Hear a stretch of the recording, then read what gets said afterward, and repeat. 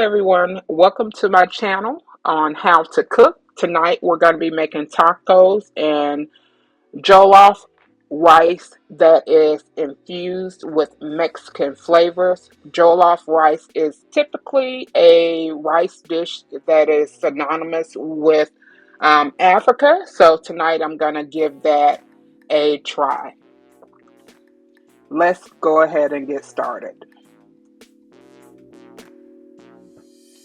Okay, so what I did was I roasted my vegetables and charred them before I actually roasted them. So I have two poblano peppers, garlic, a jalapeno, and a northern green pepper.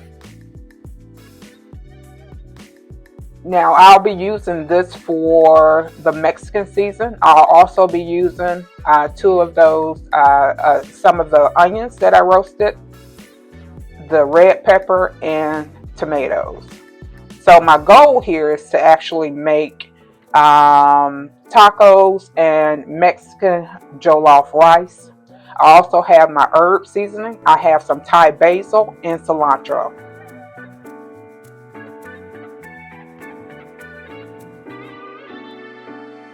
So what I did was I grabbed, for my taco seasoning, I grabbed adobo, something to wake up the flavor, a little cinnamon, fajita seasoning, chili powder, taco seasoning, some lime seasoning, and some cilantro.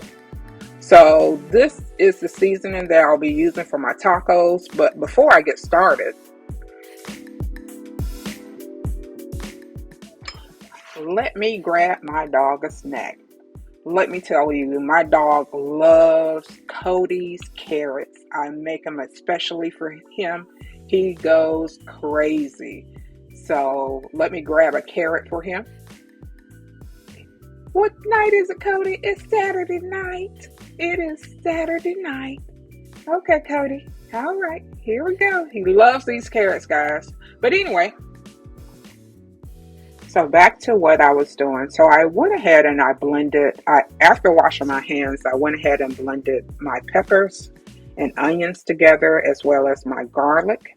Put those in the blender. I blended it for a few minutes. I'm going to use this seasoning to add to my meat and also to my Mexican jollof rice.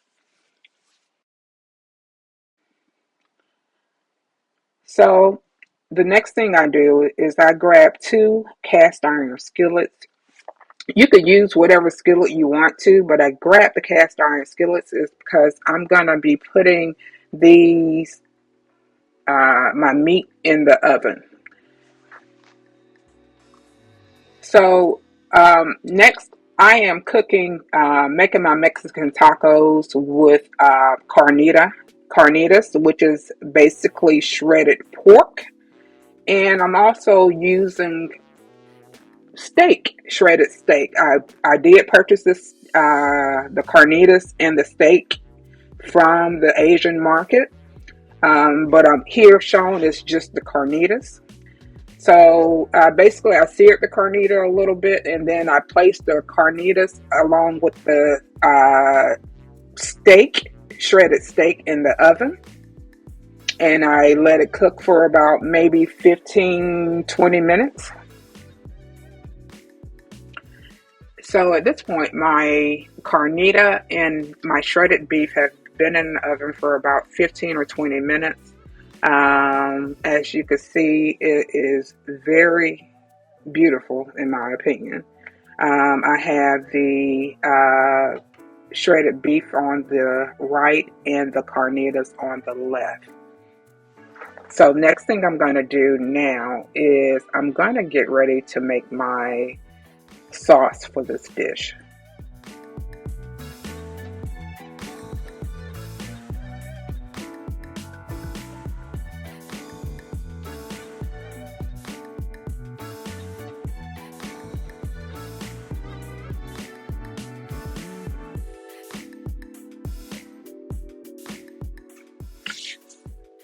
So what I'm making now is my birria. I grabbed some MSG, which is chicken broth, some other seasonings, as well as the cilantro packets that I showed earlier. And I'm gonna make like a sauce so I could have if I need it for my tacos, as well as my Mexican inspired rice.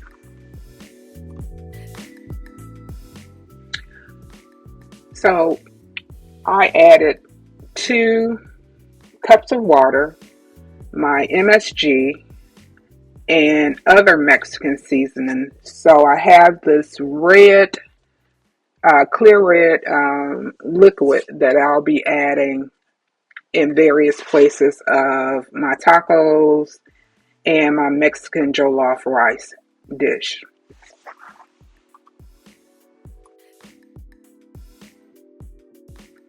Next, I'm turning to my Mexican inspired jollof rice. The reason why it's jollof rice is because I blended the peppers, tomatoes, onions, and I was supposed to use the Scotch bonnet, but I don't really like spicy stuff, so I'm kind of scared about the Scotch bonnet. So this is what it looks like. So that red sauce is the tomatoes, the peppers, the onions, and garlic is in there as well. That's blended up. I threw that in a medium-sized saucepan, and so that's what you're looking at. And I also washed my rice.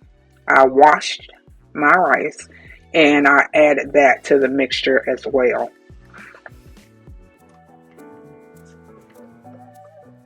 Also, let me add that the difference between Mexican and traditional African jollof rice is the spices and the peppers. The spices and peppers are different for the Mexican and jollof rice.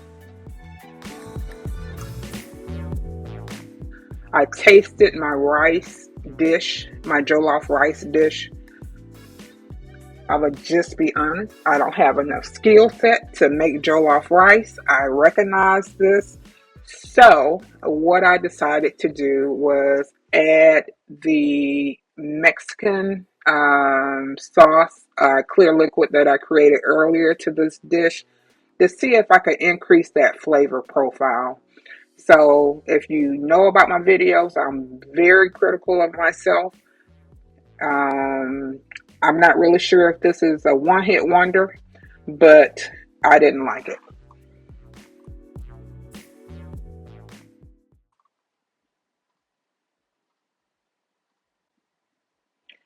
But hopefully, we could turn this dish around. We'll see. I'll let you know.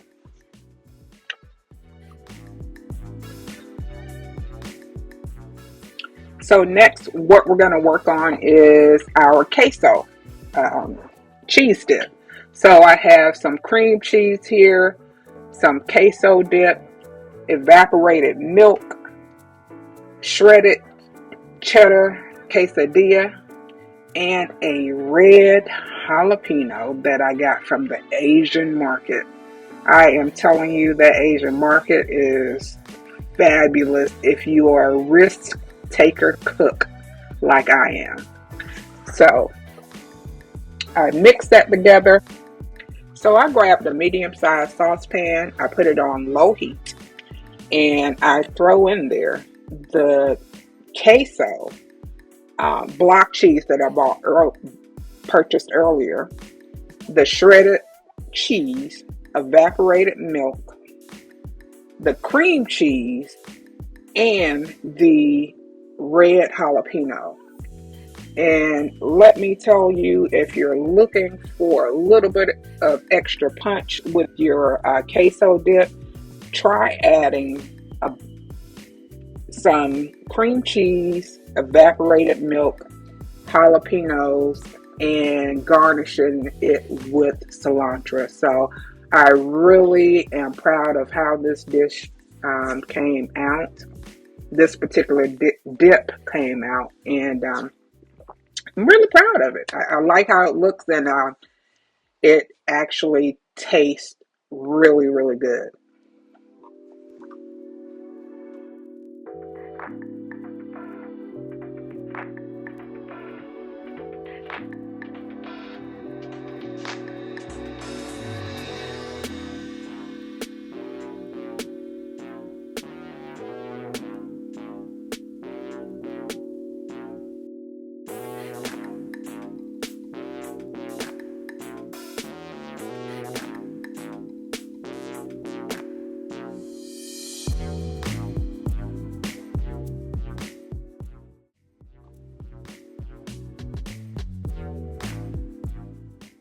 Next, I wash some bok choy.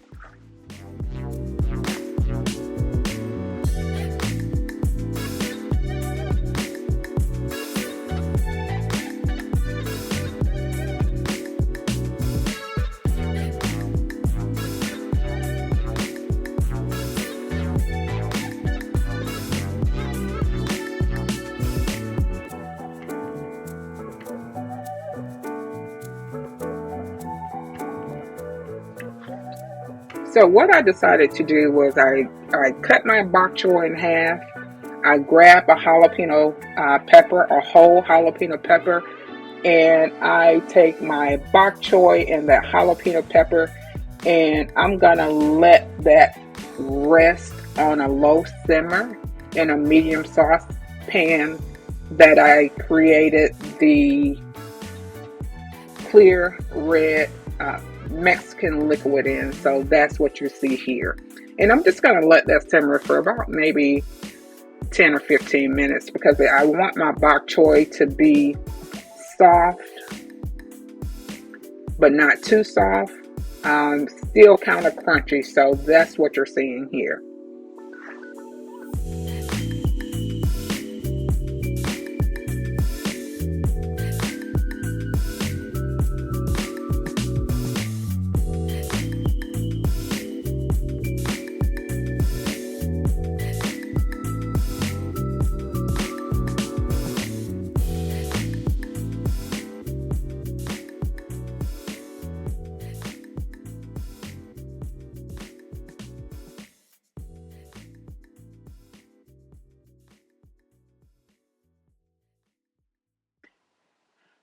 So I did decide to get a papaya when I was at the Asian market. This papaya comes with the lime that is shown, and also it comes with a seasoning pack of tagine. So that was really good. So I think I'll have to figure out how I want to use this, incorporate this into my dish, or if I want to leave it on the side.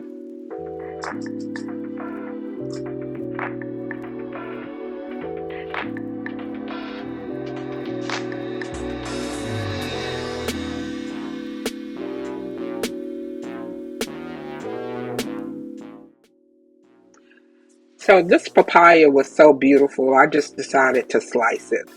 You'll see it sliced here. It absolutely tasted really, really good. So I decided to slice it because I liked the shape of it and I liked how it looked on this particular plate.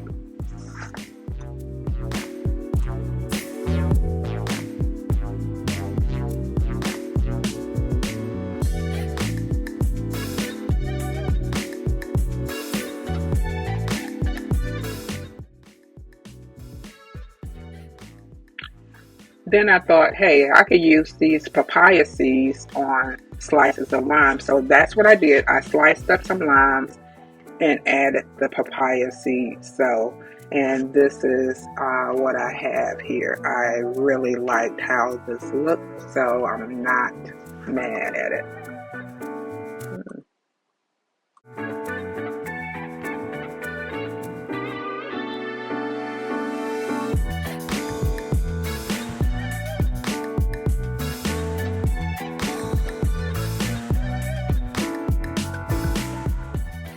So this is the roasted peppers that I had earlier.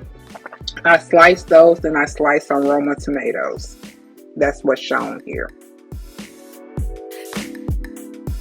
Next, what I do is I slice up and microwave green peppers and red peppers.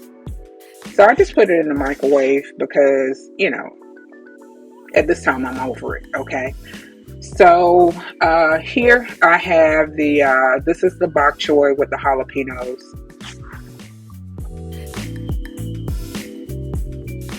So this is my finished product. This is tacos. And when you're cooking Mexican dishes, it is very, very versatile. So I made tacos with this for one family member. And then I also decided to do quesadillas. So this is the quesadilla, how that looks, and it has the all the ingredients that were used in this particular recipe, and I added the papaya,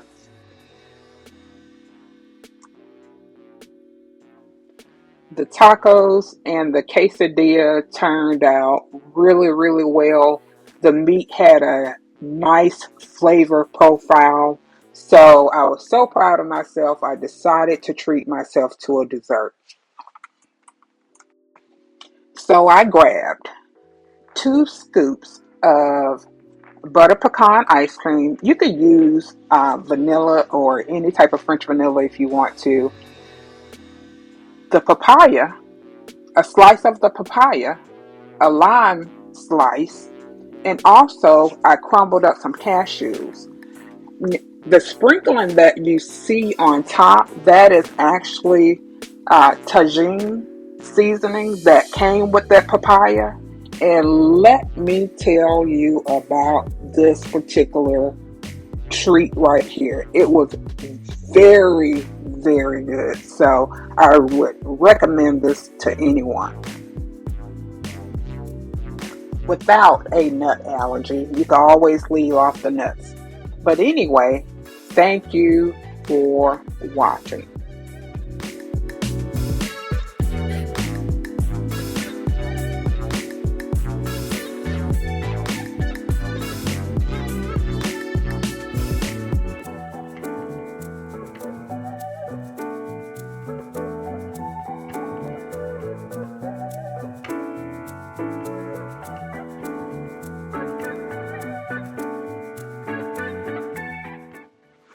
Thank you for watching Coco Glenn's Life. If you like this video, please like, become a subscriber, and share the video with others. Thank you so much, and we'll see you next time.